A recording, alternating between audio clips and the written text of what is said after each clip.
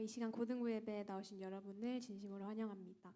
우리 함께 사도신경으로 우리의 신앙을 고백하겠습니다. 나는 전능하신 아버지 하나님 천지의 창조주를 믿습니다. 나는 그의 유일하신 아들 우리 주 예수 그리스도를 믿습니다. 그는 성령으로 잉태되어 동정녀 마리아에게서 나시고 본디오 빌라도에게 고난을 받아 십자가에 못 박혀 죽으시고 장사된 지 사흘 만에 죽은 자 가운데서 다시 살아나셨으며 하늘에 오르시어 전능하신 아버지 하나님 우편에 앉아 계시다가 그로부터 살아있는 자와 죽은 자를 심판하러 오십니다. 나는 성령을 믿으며 거룩한 공교회와 성도의 교제와 죄를 용서받는 것과 몸의 부활과 영생을 믿습니다. 아멘. 우리 함께 밤이나 낮이나 찬양하면서 나아가겠습니다.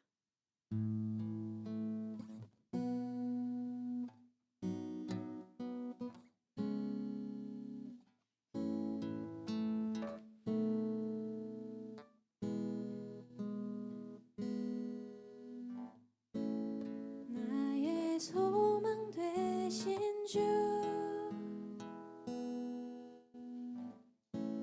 주를 바라봅니다. 다시 오실 나의 왕 예수 주를 기다립니다. 밤이나 낮이나 어제나 오늘도 영원히 주만 찬양해.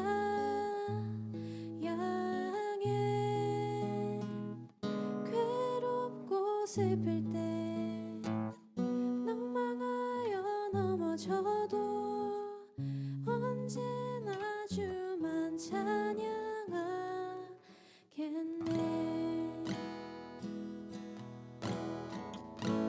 나의 소망 되신 주, 나의 소망 되신 주, 주를 바라봅니다.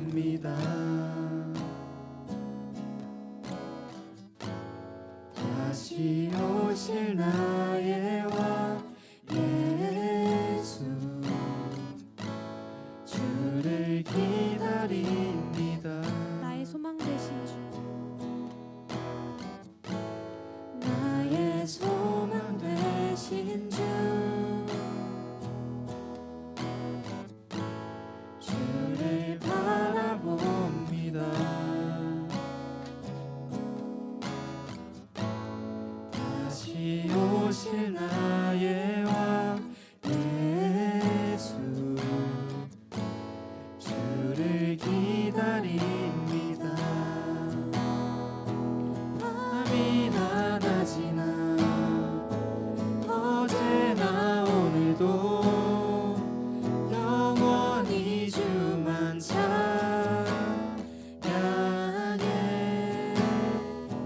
괴롭고 슬플 때 낭망하여 넘어져도 언제나 주만 찬양하. 밤이나 낮이나 밤이나 낮이나 어제나 오늘도 영원히 주만 찬양해.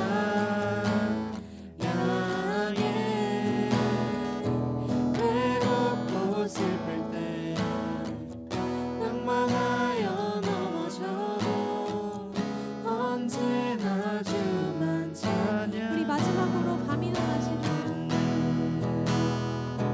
밤이나 낮이나 어제나 오늘도 영원히 주만 찬양해.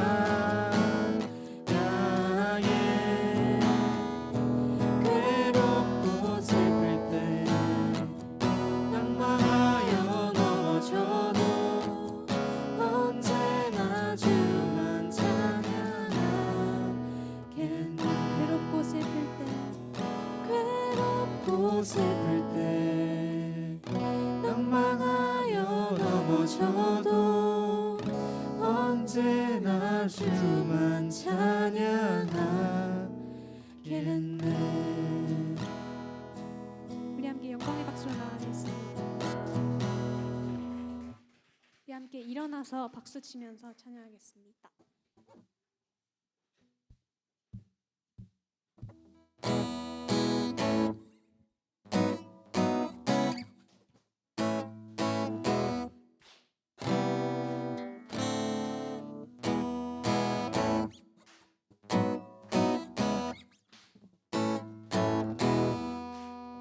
주와 같이 길 가는 것 주와 같이 길 가는 것 즐거운 일 아닌가. 우리 주님 걸어가신 발자취를 주와 같이 주와 같이 길 가는 것 즐거운 일 아닌가. 우리 주님 걸어가신 발자취를 밟겠네. 한 걸음 한 걸음 주 예수와 함께 날마다 날마다 우리는 걷겠네.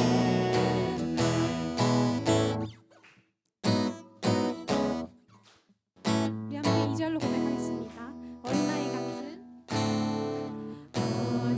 어린아이 같은 우리 미련하고 약하나 주의 손에 이끌려 생명길 다시 한번 어린아이 같은 어린아이 같은 우리 미련하고 약하나 주의 손에 이끌려 생명길로 가겠네. 한 걸음 한 걸음 주 예수와 함께 날마다 날마다 우리는 한 걸음 한 걸음 한 걸음 주 예수와 함께 날마다 날마다 우리는 걷겠네. 우리 함께 주와 같이 걸어가는 길이 우리의 기쁨인 줄 믿습니다. 아멘.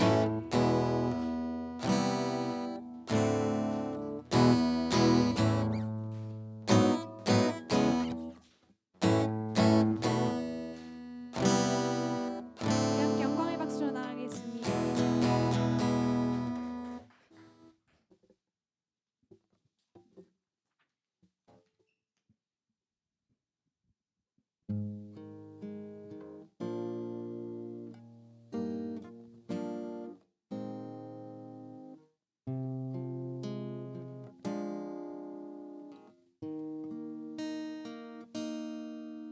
주의 자녀로 산다는 것은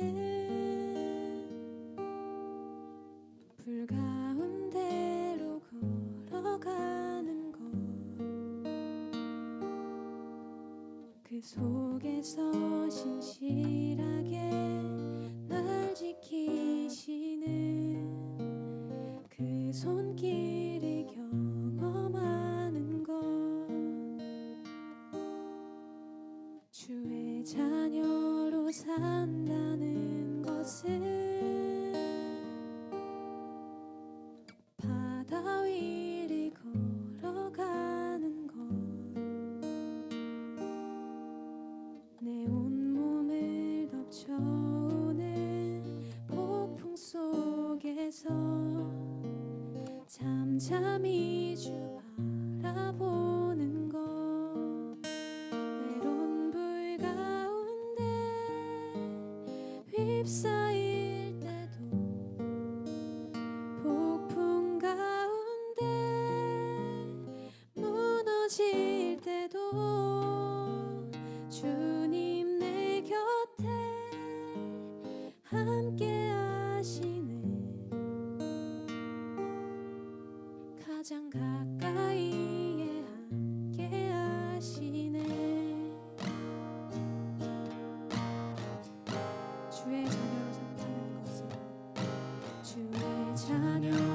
산다는 것은 나도 그들을 용납하는가? 나도 그들을 용납하는 것 나를 위해 달리신 십자가 사랑 그 사랑으로 살아가는 것 주의 자녀로 산다는 것은 주의 자녀로 산다는 것은 주님과 함께 동행하는 것 주께서 지신 십자가 기꺼이 지고 주와 함께 걸어가는 것 때론 불 가운데 휩싸일 때도 폭풍 가운데 무너질 때도 주님 내 곁에 함께 하시네 가장 가까이 함께 하시네 때론 불 가운데 휩싸일 때도 폭풍 가운데 무너질 때도 주님 내 곁에 함께 하시네 가장 가까이에 함께 하시네 때론 불 가운데 휩싸일 때도 폭풍 가운데 무너질 때도 주님 내 곁에 함께 하시네 가장 가까이에 함께 가장 가까이 함께 하시네. 가장 가까이에 함께 하시네 우리 함께 기도로 나아가기 원합니다. 주님, 지난 시간 동안 우리는 시련과 두려움 앞에서 주님을 온전히 바라보지 못했고 그러나 주님보다 세상의 것들이 더 붙잡았음을 고백합니다. 그러나 그 속에서도 늘 가장 가까이에서 우리를 지키시는 주님을 믿습니다. 주님, 우리가 이 세상을 살아갈 때 불 가운데 있어도 온몸을 덮쳐온 폭풍 가운데 있어도 우리가 오직 주님만을 믿으며 살아가길 원합니다. 그리고 우리의 삶이 주님의 사랑을 드러내는 삶이 되길 원합니다. 십자가의 사랑으로 서로를 용납하게 하시고 주님과 동행하는 기쁨으로 하루를 걸어가게 해주세요. 우리 이 시간 기도할 때 우리 예배가 우리가 더욱 주의 자녀를 나아가며 주님께서 원하시는 순종을 알게 하는 시간 되게 해달라고 우리 함께 기도로 나아가길 원합니다. 기도하시겠습니다.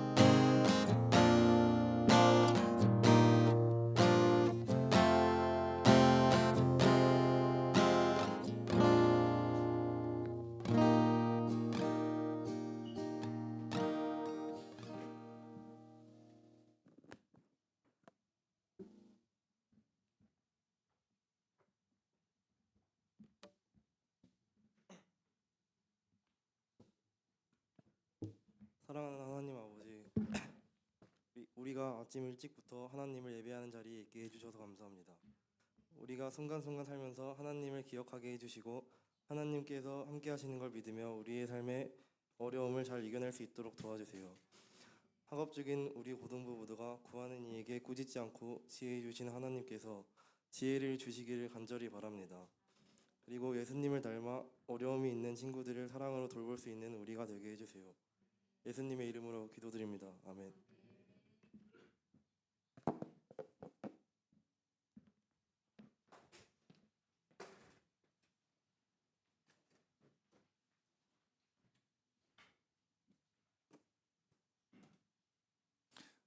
네, 할렐루야.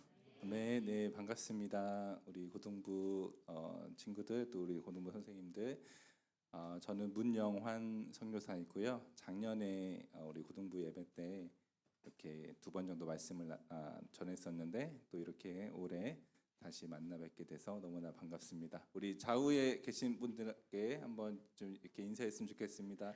한 주간 잘 지내셨습니까? 승리하셨습니까? 네, 주님은 기대하십시다. 네, 네. 오늘 말씀 본문을 읽고 말씀을 전하도록 하겠습니다. 네, 오늘 함께 보실 말씀은 사무엘상 13장 5절에서 15절 말씀입니다. 사무엘상 13장 5절에서 15절입니다. 네, 한 절씩 교독하겠습니다. 제가 먼저 읽겠습니다. 블레셋 사람들이 이스라엘과 싸우려고 모였는데 병거가 3만이요 마병이 6천 명이요 백성은 해변에 모래같이 많더라. 그들이 올라와 베다웬 동쪽 믹마스에 진침해 이스라엘 사람들이 위급함을 보고 절박하여 굴과 수풀과 바위 틈과 은밀한 곳과 웅덩이에 숨으며 어떤 히브리 사람들은 요단을 건너 갓과 길르앗 땅으로 가되 사울은 아직 길갈에 있고 그를 따른 모든 백성은 떨더라. 사울은 사무엘이 정한 기한대로 이레 동안을 기다렸으나 사무엘이 길갈로 오지 아니하매 백성이 사울에게서 흩어지는지라. 사울이 이르되 번제와 화목 제물을 이리로 가져오라 하여 번제를 드렸더니 번제 드리기를 마치자 사무엘이 온지라. 사울이 나가 맞으며 문안하매 사무엘이 이르되 왕이 행하신 것이 무엇이냐 하니 사울이 이르되 백성은 내게서 흩어지고 당신은 정한 날 안에 오지 아니하고 블레셋 사람은 믹마스에 모였음을 내가 보았으므로 이에 내가 이르기를 블레셋 사람들이 나를 치러 길갈로 내려오겠거늘 내가 여호와께 은혜를 간구하지 못하였다 하고 부득이하여 번제를 드렸나이다 하니라. 사무엘이 사울에게 이르되 왕이 망령되이 행하였도다. 왕이 왕의 하나님 여호와께서 왕에게 내리신 명령을 지키지 아니하였도다. 그리하였더라면 여호와께서 이스라엘 위에 왕의 나라를 영원히 세우셨을 것이거늘 지금은 왕의 나라가 길지 못할 것이라. 여호와께서 왕에게 명령하신 바를 왕이 지키지 아니하였으므로 여호와께서 그의 마음에 맞는 사람을 구하여 여호와께서 그를 그의 백성의 지도자로 삼으셨느니라 하고 함께 읽겠습니다. 사무엘이 일어나 길갈에서 떠나 베냐민 기브아로 올라가니라. 아멘. 네, 오늘 함께 읽은 본문을 가지고 하나님이 원하시는 순종이라는 제목으로 말씀을 나누고자 합니다. 제가 이제 노태기 목사님께 전해 듣기로는 지금 고등부에서 다윗에 관한 말씀을 나누고 계시다고 들었는데 맞나요? 네, 네. 그래서 오늘 본문의 내용은 이스라엘의 다윗 왕 이전에 있었던 왕인 사울의 이야기를 다루고 있으면서 또 어떻게 다윗이 이스라엘의 왕으로 세워지게 되었는지에 대한 내용이 담겨 있습니다. 다윗 왕의 이야기를 한편의 이제 영화라고 본다면은 이제 그 영화가 있기 전에 그 스토리가 있기 전에의 내용을 다루고 있는 이제 프리퀄이라고 보시면 되겠습니다. 먼저 오늘 본문의 내용을 한번 같이 이해해 보면 좋겠습니다. 일단 오늘 본문의 배경은 이스라엘의 사사시대 말기의 그런 상황입니다. 사사시대 때는 이스라엘의 왕이 없었어요. 눈에 보이는 왕은 없었지만 그런 왕 대신에 하나님이 왕으로 계셨고 이스라엘의 어려움이 닥치면 하나님께서 사사를 보내셔서 이스라엘을 구원을 해 주셨습니다. 하지만 이스라엘은 눈에 보이는 인간 왕을 원했고 하나님은 이스라엘 백성이 나를 버려 자기들의 왕이 되지 못하게 함이니라 이렇게 말씀하시면서 왕을 주시는 것을 이렇게 기뻐하진 않으셨지만 사울을 이스라엘에게 왕으로 주셨습니다. 그래서 오늘 본문의 이제 이야기는 사울이 왕이 된 지 2년째가 되는 해에 일어난 일입니다. 그때 이스라엘은 블레셋 사람들과 전쟁 중이었습니다. 말씀 PPT 한번 보여주시면은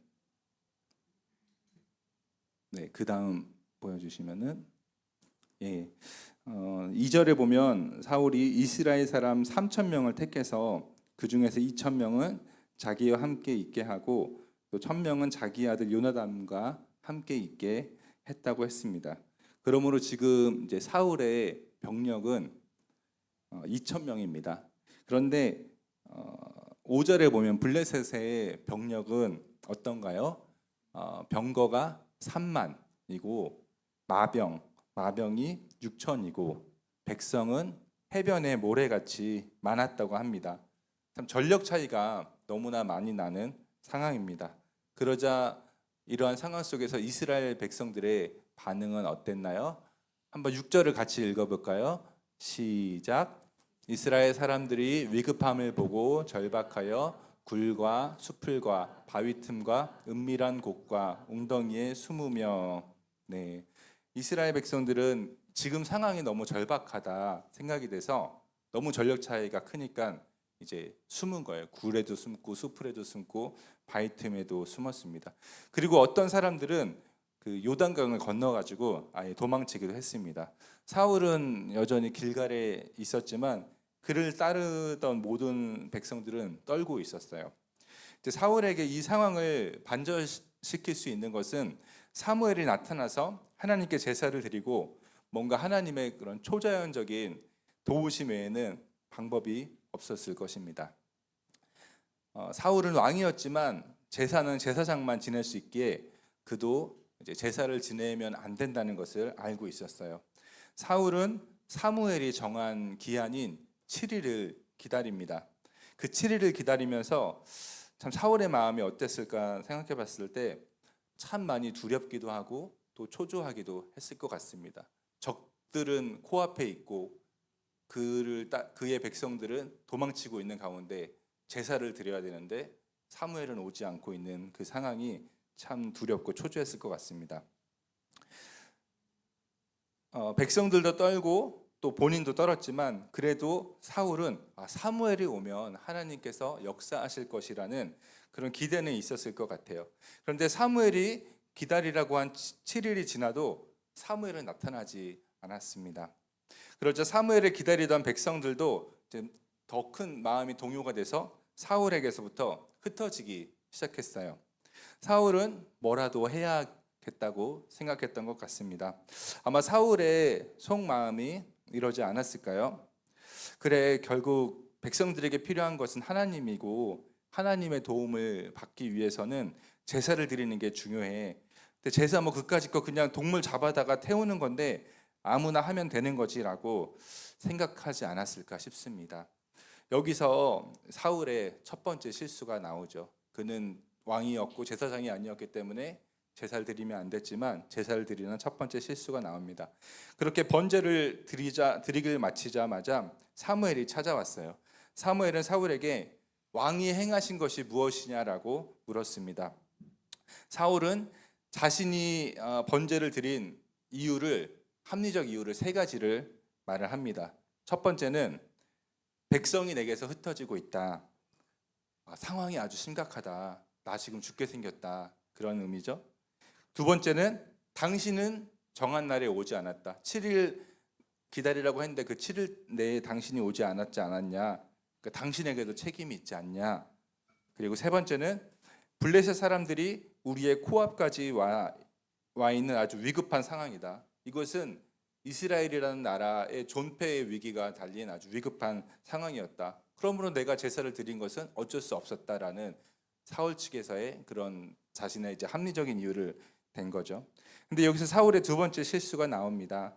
우리가 100번 양보해서 이제 첫 번째 사울이 첫 번째 실수, 제사를 드리면 안 되지만 드렸던 그 실수는 정말 워낙 위급하고 그도 막 어떤 패닉이 오는 그런 상황에서 분별하지 못해서 제사를 드렸다고 한다고 쳐도 사무엘이 왕이 한 것이 무엇입니까라고 물었을 때 그는 자신의 잘못을 인정하고 회개할 수 있었습니다.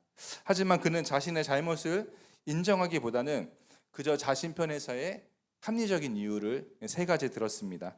그러자 사무엘은 사울을 평가하기를 왕이 망령되이 행하였고 왕의 하나님 여호와께서 왕에게 내리신 명령을 지키지 아니하였다라고 합니다. 오늘 본문에서는 하나님이 내리신 명령이 어떤 것인지 구체적으로는 드러나지 않습니다. 하지만 중요한 것은 사울이 하나님의 명령을 지키지 않았다는 것입니다. 사무엘은 사울이 여호와의 명령을 지켰더라면 이스라엘 위에 왕의 나라를 영원히 세우셨을 거라고 말합니다. 하지만 사울이 여호와의 명령을 어겼기에 사울의 나라가 길지 않을 것이라고 합니다.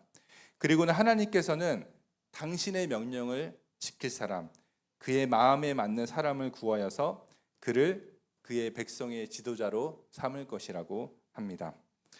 여기서 오늘 이야기를 통한 몇 가지 교훈을 찾아보고자 합니다. 첫 번째 교훈은 순종은 겉모습만 따라하는 것이 아니라는 것입니다. 사울은 번제를 드렸고 사무엘은 사울이 불순종했다고 합니다. 왕에게 내린 명령이 무엇이었는지는 정확히는 나오지 않지만 아마도 하나님을 경외하라는 명령이지 않았을까 싶습니다. 경외라는 말은 공경하면서 또 두려워함이라는 뜻이에요. 하나님은 우리가 경외해야 할 분이십니다. 우리는 그분을 의지하며 또 그분을 기뻐하지만 그분이 우리의 주권자 되심을 인정하고 그분의 뜻에 순종해야 합니다. 우리가 하나님을 경외하는지 혹은 또 경외하지 않는지를 알 수 있는 것이 있는데 그것은 바로 하나님 말씀에 대한 우리의 태도를 통해서 알 수 있습니다. 사울은 번제를 사무엘에 드려야 한다는 것을 알고 있었을 것입니다. 왜냐하면 번제는 제사장만 드릴 수 있는 것이고 그는 제사장이 아닌 왕이었기 때문입니다. 제사로 나아갈 수 없었습니다. 그리고 제사에는 하나님이 정하신 규칙, 즉 규례가 있었습니다. 제사를 지낼 때 자기 마음대로 하고 싶은 대로 지내는 것이 아니라 하나님이 하라고 하신 규칙대로 제사를 드렸어야 하는 거죠. 그런 것들을 지키는 것 하나하나가 하나님에 대한 인정과 또 존중의 마음을 담아 경외함으로 해야 하는 것들이었습니다. 하지만 사울에게는 그런 것들이 그렇게 중요하지 않았습니다. 하나님이 어떻게 제사를 드리라고 명령하셨지만 그런 것들은 그의 눈에는 크게 중요하지 않았던 것 같습니다. 그에게 지금 중요한 것은 눈에 보이지 않는 하나님의 명령이 아니라 당장 눈에 보이는 자신의 백성들이 떠나가는 그 상황이 그에게는 더 중요했던 것입니다. 왜냐하면 그들은 사울 왕의 힘이었기 때문이죠. 눈에 보이지 않는 하나님보다 자신을 더 지켜주고 블레셋과의 전쟁에서 자신을 싸움에서 승리를 가져다줄 눈에 보이는 실제, 즉 그에게 그의 백성들은 현실이었고 하나님은 보이지 않는 하나님은 그에게 현실이 아니었던 것이죠. 그래서 사울은 그들을 잃을 수 없어서 번제를 드립니다. 우리의 신앙생활도 마찬가지일 수 있다고 생각이 들었습니다. 쉽게 말해서 사울은 종교 행위를 했어요. 하지만 그 행위 속에 하나님을 경외함은 없었습니다. 여러분, 우리가 명심해야 할 것이 있습니다. 그것은 하나님은 우상이 아니시라는 거예요. 제가 저기 준비한 파워포인트인데 거기 좀 넘겨주면 사진이 나올 겁니다. 네, 아유. 자, 이거 우리 아마 또 선생님들은 아시고 우리 학생들은 또 모르실 수도 있는데 옛날 선교사님이 어렸을 때는 이제 강시라는 영화가 있었습니다. 지금으로 치면 약간 중국판 좀비 같은 건데 이들은 이제 죽은 자들인데 힘이 엄청 셉니다. 하지만 그런 강시도 꼼짝 못하는 것이 있는데 바로 이렇게 이마에 부적을 붙이면은 강시는 꼼짝을 못합니다. 그리고 거기에 또 도사가 나오는데 공교롭게도 제 이름과 같은 영환 도사가 나옵니다. 부적을 강시의 이마에 붙이고 그 도사는 종을 치면서 강시들을 쭉 이렇게 인도해 갑니다. 힘이 약한 인간이 부적을 통해서 귀신을 조종하는 것이죠. 저는 오늘 사울의 번제에서 꼭 이러한 모습을 봅니다. 하나님을 이방의 신들처럼 대해서 신들을 달래기 위해 번제를 드리는 것과 같은 사울의 모습입니다. 하지만 하나님은 우리의 섬김이 필요하신 분이 아니십니다.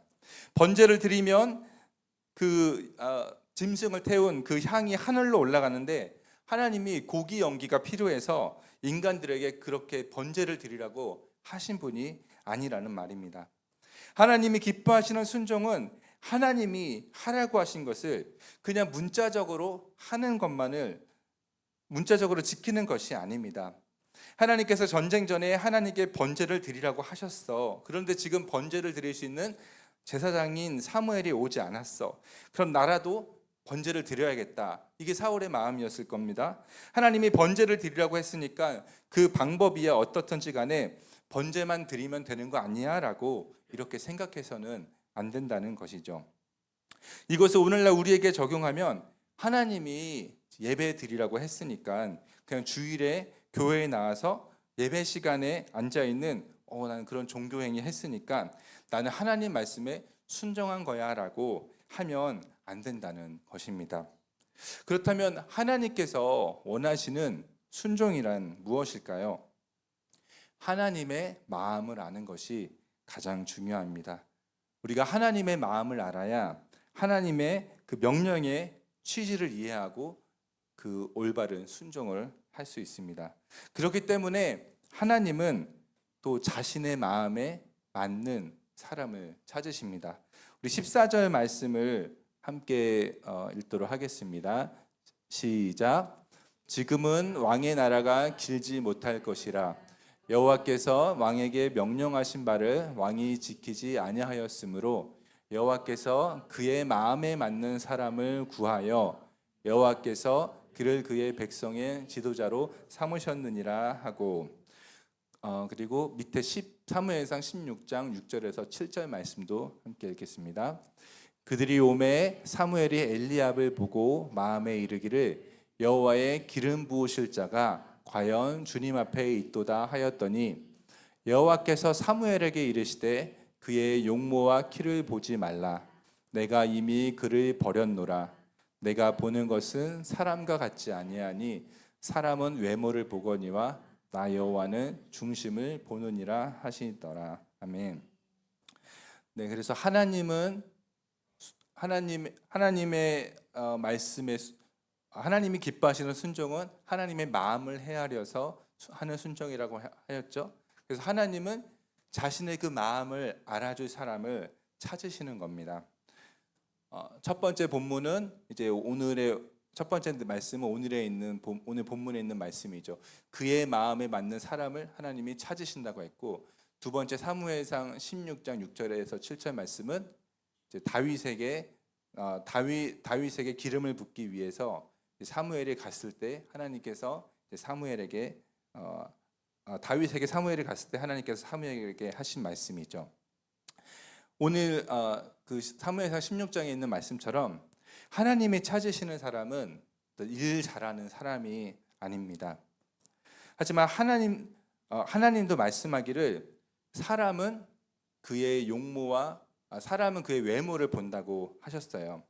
외모는 말 그대로 사람의 외적인 모습이고 그것뿐만 아니라 그의 어떤 조건, 또 집안, 배경, 학력, 재력 등등을 말하죠. 그런 것들로부터 영향력이 나오기 때문입니다. 이것은 이 세상의 논리에서 완전히 부인할 수는 없는 것입니다. 그런데 여러분 그거 아시나요? 우리는 이 세상의 땅에 발을 디디고 살아가지만 보이지 않는 하나님의 나라 안에서 또한 살아가고 있다는 것을 우리는 기억하셔야 합니다. 그리고 하나님 나라에서는 세상 나라와는 다른 하나님 나라의 통치 원리가 작동하고 있습니다. 여러분 이것을 꼭 기억하시길 바랍니다.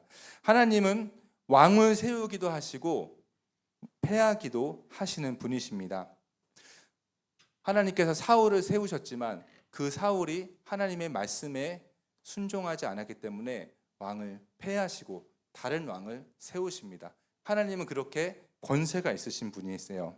여러분, 이 세상에서 왕이 얼마나 큰 권세를 가졌습니까? 우리는 왕이 없으니까 이제 대통령으로 한번 생각을 해봅시다. 대통령이 얼마나 큰 권세를 가졌나요? 특별히 세계의 그 최강대국 미국의 대통령인 도널드 트럼프 대통령, 그 말의 한마디 한마디가 얼마나 큰 영향을 끼치고 있는지 우리 뉴스를 통해서 알 수 있습니다. 온 세계가 미국의 대통령이 관세 조치를 취한다 하니까 다들 긴장하고 어떤 영향이 우리나라에 있을까, 자기의 나라에 있을까 하며 다 신경을 씁니다. 하지만 하나님은 그러한 대통령을, 그러한 왕을 세우기도 하시고 패하시기도 하시는 분이시라는 거예요. 세상 속에서 미국 대통령의 권세가 너무나도 큰 게 사실입니다. 사실인데 그것보다 더 큰 사실은 그러한 권세에 있는 대통령을 세우기도 하시고 패하시기도 하시는 분이 바로 우리 하나님이시라는 거예요. 여러분 이것을 믿으시길 바랍니다. 그러면 이렇게 또 반응할 수가 있습니다.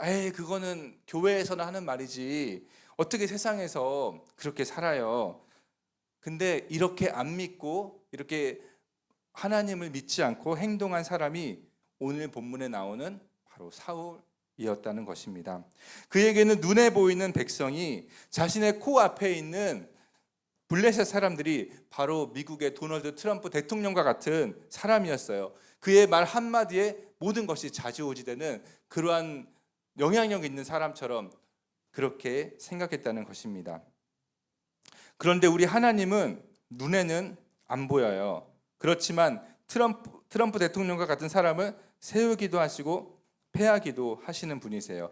그렇다면 여러분, 도널드 트럼프 대통령에게 잘 보이는 게 중요할까요? 아니면 하나님께 더 잘 보이는 것이 중요할까요? 당연히 하나님에게 잘 보이는 게 더 중요하겠죠. 하지만 이제 현실은 어떤가요? 우리가 교회 밖을 나가서 이 세상 속에서 살아갈 때 이와 같은 그런 선택의 순간, 결정의 순간이 펼쳐졌을 때 과연 우리는 어떻게 반응할 것이란 말입니다. 그런 선택의 순간에 닥치면 사람들이 믿음이 갈라지고 정말 그들이 믿고 있었던 것, 붙들고 있었던 것이 무엇인지 드러나게 됩니다. 사실 사울 왕이 전쟁 중에 번제를 드린 것은 어떤 현실의 문제였습니다. 우리가 예배당에서 하나님 말씀에 순종해야 합니다 이렇게 말하지만 정작 하나님을 믿지 않는 세상 한복판에서 세상의 논리에 따라 사는 대신에 하나님 말씀 따라 사는 것이 쉽지는 않을 겁니다. 그렇기 때문에 제가 오늘 여러분에게 이런 말씀을 드리고 있는 거예요. 여러분의 믿음의 눈을 좀 더 열어주기 위해서입니다. 만약 예배당에서 나와서 예배는 드리더라도 그 사람이 하나님의 경외하는 참된 믿음이 없으면 결정적인 순간에 인생에 큰 찬스가 생겼는데 우리에게 기회가 주어진다면, 그렇지만 그 길은 하나님의 뜻과는 다른 길이라면 하나님이 이거 뭐고 난 몰라요, 그냥 트럼프 대통령이 쓴다고 하면 나는 갑니다 하고 갈 수 있다라는 것입니다. 하지만 진정으로 역사의 주관자이신 하나님을 믿고 하나님을 경외하는 사람이라면 아무리 정말 영향력 있는 사람, 도널드 트럼프 대통령이 부른다 하더라도 만약 그게 하나님의 뜻이 아니라면 안 간다 이 말입니다. 왜 그렇습니까? 트럼프 대통령보다 하나님이 더 큰 분이시기 때문입니다. 트럼프 대통령에게 쓰임을 못 받더라도 하나님에게 쓰임을 받는 것이 더 중요하기 때문입니다. 여러분, 그렇다면 우리가 조금 더 나아가서 그렇다면 하나님은 어떤 사람을 쓰시는가 한번 알아보고자 합니다. 자, 우리가 방금 읽었던 14절 말씀에 하나님은 그의 마음에 맞는 사람을 찾으신다고 하셨죠. 네, 또 이와 관련해서 관련된 말씀 한 구절 보겠습니다. 사도행전 13장 21절에서 22절입니다. 함께 읽겠습니다. 그 후에 그들이 왕을 구하거늘 하나님이 베냐민 지파 사람 기스의 아들 사울을 40년간 두셨다가 패하시고 다윗을 왕으로 세우시고 증언하여 이르시되 내가 이새의 아들 다윗을 만나니 내 마음에 맞는 사람이라 내 뜻을 다 이루리라 하시더니. 아멘. 하나님께서 사울을 대신하여 그 백성이 지도자를 삼을 그 하나님의 마음에 맞는 사람을 찾으시다가 한 사람을 만났는데 그게 바로 다윗이었어요. 하나님은 다윗에 대해 말씀하시길 그는 내 마음에 맞는 사람이어서 내 뜻을 다 이루리라 라고 말씀하셨습니다. 하나님의 마음에 맞는 사람은 하나님 뜻을 이루는 사람이에요. 아무리 상황이 이렇게 하는 것이 우리 인간적인 눈에는 합리적으로 보여도 그게 하나님의 뜻이 아니라면 안 하는 사람, 또 눈에 보이는 상황보다 보이지 않는 하나님께서 말씀하신 그 말씀 한 절을 더 소중히 여기는 사람, 그런 사람을 하나님은 더 중요하게 여기세요.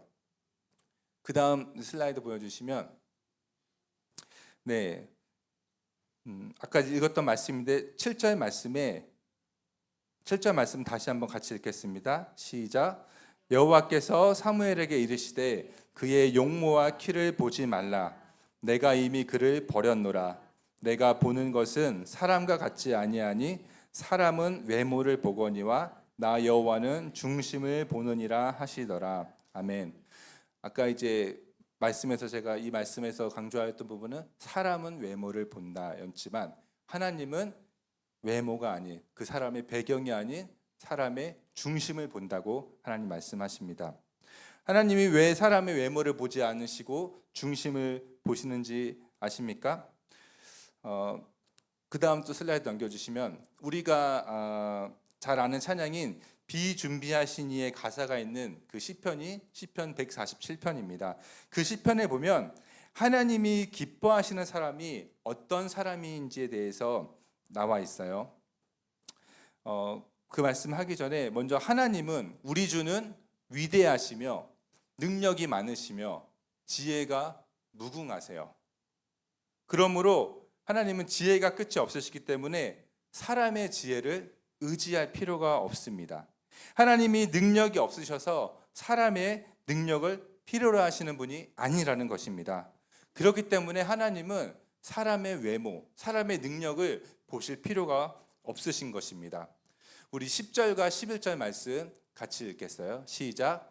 여호와는 말의 힘이 세다 하여 기뻐하지 아니하시며 사람의 다리가 억세다 하여 기뻐하지 아니하시고 여호와는 자기를 경외하는 자들과 그의 인자하심을 바라는 자들을 기뻐하시도다. 아멘.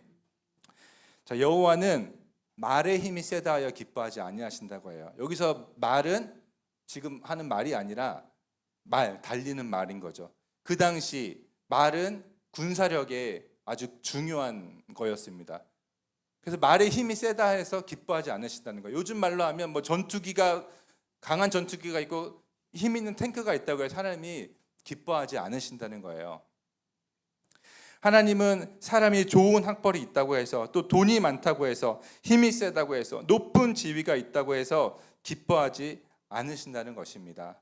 혹시나 또 오해하실까 해서 말씀드리는데 그런 것들이 다 필요 없다는 말이 아닙니다. 그런 것들이 있어도 되지만 그런 것들이 하나님에게는 기쁨의 이유가 되지 않는다는 거예요. 그렇다면 하나님이 뭘 기뻐하시는 줄 아십니까? 자기를 경외하는 자들과 그의 인자하심을 바라는 자들을 기뻐하신다는 거예요. 하나님에게 필요한 것은 능력 있는 사람이 아니라 하나님은 자기를 경외하는 자, 또 그의 인자하심을 바라는 자들을 기뻐하신다는 것입니다. 살아계신 하나님, 하나님의 살아계심을 인정하고 오늘도 하나님 앞에서 겸손하게 살아가길 원합니다. 나를 긍휼히 여겨주소서. 그리고 오늘 나에게 하나님의 그 인자하심을 허락해 주십시오라고 하나님께 간절히 겸손한 자세로 나아가는 사람, 하나님께 그렇게 절대적으로 의존하는 자들을 하나님은 기뻐하세요. 나 잘났다고 하는 사람을 기뻐하시는 것이 아니라 하나님 나 좀 불쌍히 여겨주세요 하는 자들을 하나님이 기뻐하신다는 것입니다. 여러분, 이게 우리에게 얼마나 큰 위로가 되고 위안이 되는 줄 아십니까? 세상은 뭐라고 말하냐면, 그래, 네가 얼마나 잘났는지 한번 증명해 봐라. 그렇다면 내가 너 써줄게.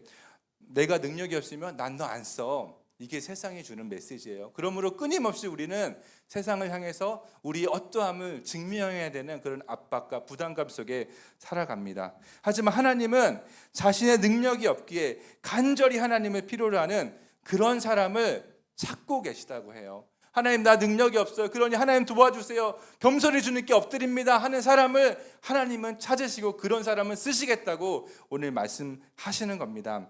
여러분, 그렇다면 하나님이 쓰시겠다고 하면 된 겁니다. 그 사람이 능력이 있건 없건 그게 중요한 것이 아니라 하나님이 쓰시겠다고 하면 된다는 말이에요. 왜냐하면 능력은 애초에 나한테 나오는 게 아니기 때문에 우리의 능력 없으면 전혀 문제가 되지 않아요. 그냥 하나님이 쓰시면 됩니다. 그런데 어떤 사람을 하나님이 쓰신다고요? 겸손한 사람, 그리고 하나님을 경외하는 사람, 하나님의 인자하심을 바라는 사람들을 하나님은 쓰세요. 세상은 경쟁이 치열합니다. 또 학교에서도 아마 경쟁이 치열할 것 같습니다.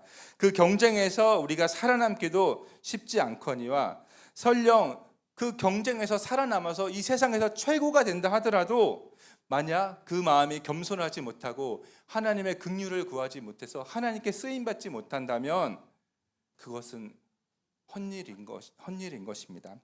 여러분, 이 청소년 시기에 얼마나 꿈도 많고 또 하는 시기겠습니까? 이 시기에 여러분에게 정말 여러분이 꼭 기억하셔야 될 말씀이 있습니다. 그 말씀도 읽고 마무리를 했으면 좋겠는데요. 전도서 12장 1절 말씀입니다. 함께 읽겠습니다. 너는 청년의 때에 너의 창조주를 기억하라. 곧 곤고한 날이 이르기 전에 나는 아무 낙이 없다고 할 해들이 가깝기 전에. 네, 청년의 때라고 해서 난 아직 청년 안 돼 이렇게 이런 뜻이 아니라 그냥 어렸을 때, 젊었을 때 하나님, 너의 창조주 하나님을 기억하라는 말입니다. 언제 기억하지 말라는 말이에요? 공고한 날이 이르러서, 그러니까 다 늙어서 아이고 이제 인생 다 살았다, 이제 아무 낙이 없다, 그때 하나님은 정말 나의 창조주구나 기억하지 말고 젊었을 때, 어렸을 때 하나님이 우리의 창조주이시고 모든 것의 주관자임을 기억하라는 말씀입니다. 나이가 들어서 이것을 깨달으면 너무너무 늦습니다. 세월 다 보내고 이것을 깨닫게 되는 사람도 많습니다. 너무나 안타깝죠. 그래서 젊었을 때 이 사실을 더 깨닫고 하나님께 여러분의 인생 전부를 올인하는 우리 성민의 고등부 되었으면 좋겠습니다. 이제 말씀을 마무리하려고 합니다. 오늘 사울은 블레셋과의 전쟁 중에 위급한 상황이 닥치자, 즉 현실의 위기 속에서 제사장만이 해야 할 제사를 그냥 자신이 드립니다. 사울은 종교적 행위는 했지만 그것은 하나님이 기뻐하시는 참된 순종은 아니었습니다. 하나님께서 원하시는 순종은 그냥 종교적 행위를 하는 게 아니라 하나님을 경외함으로 행동을 하는 것을 말하고 있습니다. 그래서 하나님은 눈에 보이지 않는 세상뿐만 아니라 보이는 이 세상의 진정한 통치자세요. 우리는 하나님의 권세가 이 세상 그 어떤 사람의 권세보다 크다는 것을 믿고 하나님의 뜻대로 살아가야 합니다. 그리고 하나님은 하나님의 마음에 맞는 사람을 찾으시는데 그 사람은 겸손한 사람, 또 하나님께만 의존하는 사람입니다. 저와 여러분 모두 그런 사람이 되시기를 주님의 이름으로 축원합니다. 이 시간 우리 비준비하시니 찬양으로 다 함께 결단으로 나아갔으면 좋겠습니다.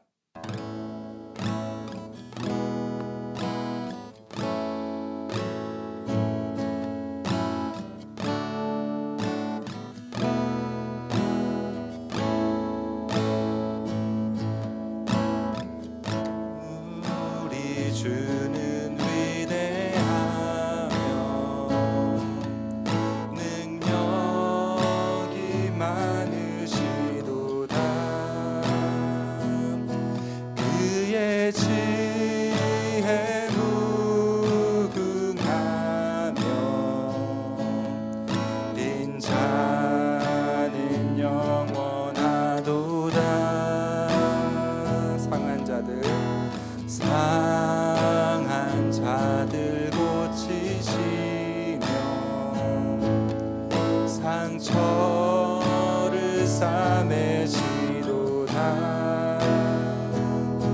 별들의 수를 세시며 이름을 붙이셨도다 그가 구름으로 하늘을 덮으시며 땅을 위하여 비준비하시니 예루살렘아 여호와를 찬송할지어다 내 하나님을 감사함으로 그 앞에 나가며 주 임재 앞에 경배해 예루살렘아 여호와를 찬송할지어다 내 하나님을 감사함으로 그 앞에 나가며 주 임재 앞에 경배해. 이 시간 우리 한번 주신 말씀에 기도로 반응하여 나아갔으면 좋겠습니다. 우리 주는 위대하시고 우리 주는 능력이 많으신 하나님이십니다. 하나님은 이 세상의 주관자이십니다. 보이지 않는 하나님의 나라뿐만 아니라 우리 눈에 보여지는 이 세상의 그 나라에서도 하나님은 통치자이시고 주권자라는 말씀입니다. 하나님, 우리가 이 교회 밖의 현실 속에서 믿음으로 살아가는 것이 너무나 힘들고 쉽지 않음을 봅니다. 우리에게도 어려운 현실의 상황이 닥치면 오늘 사울과 같은 실수를 할 수 있는 우리는 그렇게 연약한 자입니다. 그러니 이 시간 우리 기도하였으면 좋겠습니다. 하나님, 우리의 믿음의 눈을 열어주셔서 아버지, 우리가 현실을 보기보다 현실보다 더 현실인 하나님을 바라보고 이 세상 속에서 살아갈 수 있게 해달라고 시간 간구하였으면 좋겠습니다. 하나님, 우리를 불쌍히 여겨주시고 하나님을 하나님답게 바라보게 하시고 하나님의 경외함으로 살아가게 해달라고 이 시간 간절히 주여 한번 부르고 기도하겠습니다. 주여! 하나님 아버지, 이 시간 기도하며 나아갑니다. 아버지, 하나님은 능력이 많으시고 하나님의 모든 만물을 지으신 분이시고 모든 것 위에 뛰어난 분이십니다. 아버지, 그러나 그런 하나님은 우리의 믿음의 눈으로만 대할 수 있음을 고백합니다. 우리가 믿음 없이 하나님을 대하면 오늘 사울의 반응과 같이 그저 현실의 것을 선택할 수밖에 없는 연약한 자임을 고백합니다. 아버지, 그러므로 우리의 믿음의 눈을 열어주시옵소서.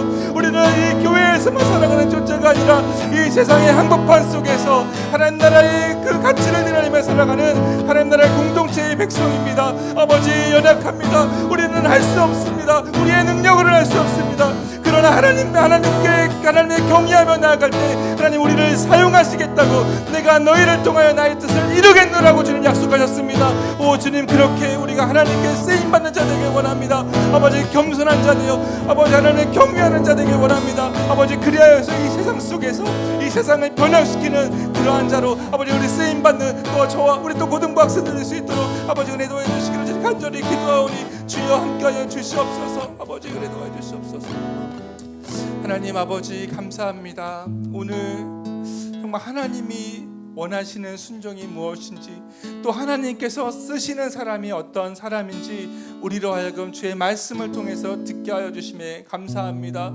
아버지, 우리 고등부 학생들이 정말 하나님 앞에 겸비하게 되고 겸손하여 하나님께 쓰임받기에 합당한 그런 마음을 갖춘 자로 이 청소년의 시기에 그렇게 준비될 수 있도록 은혜 더하여 주시옵소서. 이 성민의 공동체 위에 하나님께서 함께하여 주셔서 성령의 충만함으로 부어주셔서 우리 정말 이 고등부 학생들 또 함께한 우리 선생님들 모두가 아버지 하나님의 쓰심 받기에 합당한 자들로 아버지 세워지고 준비될 수 있도록 하나님 은혜 더하여 주시옵소서. 아버지, 귀한 예물 우리가 갖고 와서 하나님 전에 드립니다. 아버지, 우리가 드리는 것이 그냥 정말 헌금을 드리는 것이 아니라 우리의 존재를 드리고 우리의 육신을 드리는 그것을 의미하는 줄 압니다. 아버지, 우리가 헌금을 드릴 때 우리의 자신을 드리는 것이오니 우리 자신을 오늘도 주님 앞에 내어놓습니다.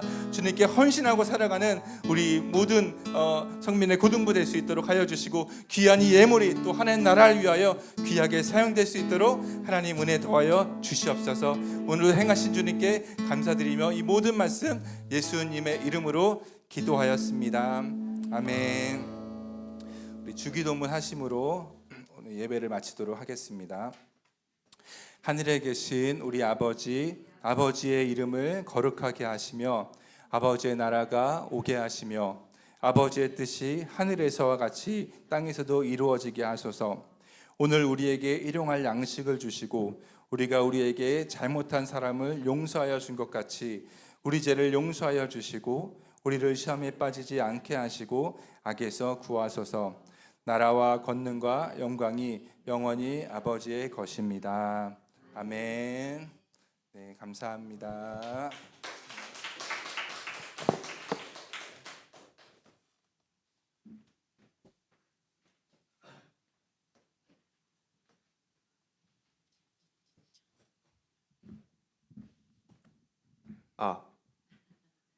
네, 고등부 예배에 참석한 우리 고등부 친구들 그리고 선생님들 모두 환영합니다. 네, 오늘은 좀 빈자리가 많이 보이죠. 네, 다 어디 땡땡이 치고 그런 게 아니라 청년부 선생님들 같은 경우에는 이제 청년부 그 수련회가 부득이하게 이렇게 주일이랑 겹쳐서 오전에는 이제 고등부 예배를 참석하지 못하게 되었고요. 그리고 우리 친구들은 아마 행방은 모르겠지만 그래도 다음 주에는 다들 참석할 수 있을 거라 믿습니다. 어떻게 다 아마 개학했죠? 네, 다시 학교 가보니 어때요? 뭐 행복한가요? 좋은가요? 네, 2학기에도 힘내서 우리 친구들이 원하는 꿈에 조금 더 다가갈 수 있는 고등부 친구들이 되었으면 좋겠습니다. 그리고 이제 선생님들이 많이 빠진 관계로 이제 오늘은 저는 이제 우리 원래 현정쌤 담당이었던 1학년 3반을 맡게 됐고, 그리고 김경희 직사님 반은 이제 양승진 선생님이 맡게 해주시고, 이제 나머지 이제 고2 친구들은 우리 김두익 부장직사님께서 담당을 해주실 겁니다. 이상 광고 마치겠습니다. 그리고 오늘 특별히 여기 고등부에 다시 와주셔서 설교해주신 문영환 선교사님께 다시 한번 박수 드립시다.